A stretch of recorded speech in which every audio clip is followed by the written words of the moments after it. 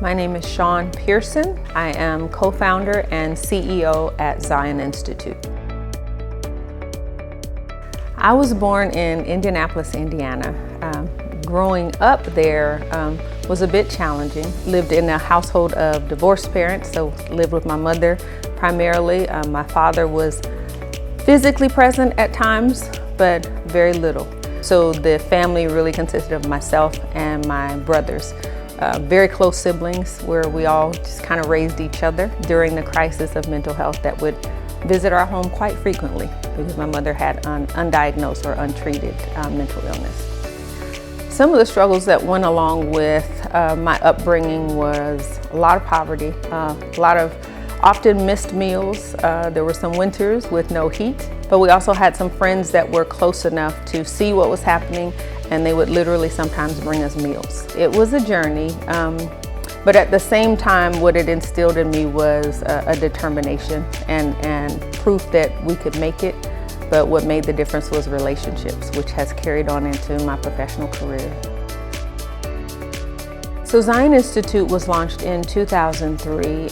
Actually, it was again born out of personal need and recognition for the support that single mothers needed. A big part of Zion's work is breaking the cycles of generational poverty. And it does begin with us as an individual, but then it extends into the organization, and then the responsibility that the organizations really should be carrying to make a difference in the world, to transform some things instead of maintaining poverty, which sadly is what I think most of our nonprofits have just become accustomed to doing, but we're maintaining poverty rather than resolving it.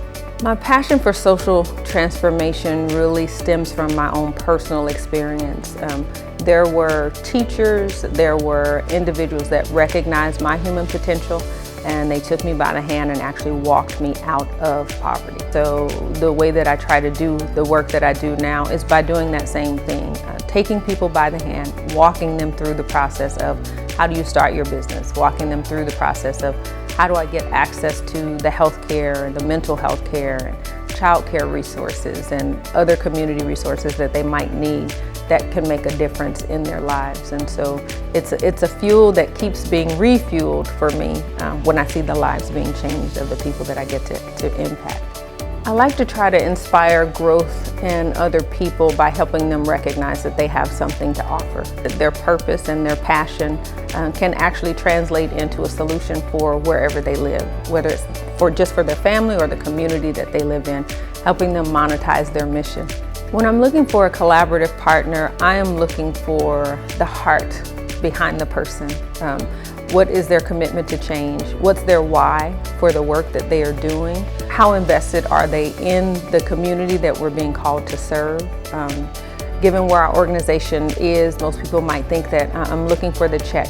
I'm typically turned off by the person that shows up at the door with a check first. I want to be in relationship, and so that means getting to know the individual, getting to know their organization or their business, and the why behind their business, because integrity matters more than any other asset that they might bring to the table. I always enjoy people coming to the campus to actually see the work in action. So visiting us on the campus at 1522 East Southern Avenue in South Phoenix. A lot of the struggles even that I'm facing today with Zion are because people underestimate the ability that I have. And so I'm considered an anomaly in some spaces when I recognize that there are so many other women that are able to do an even greater work, but we're just not given the opportunities. I will not stop until every woman that wants to launch her business can, using every resource that I have available to me.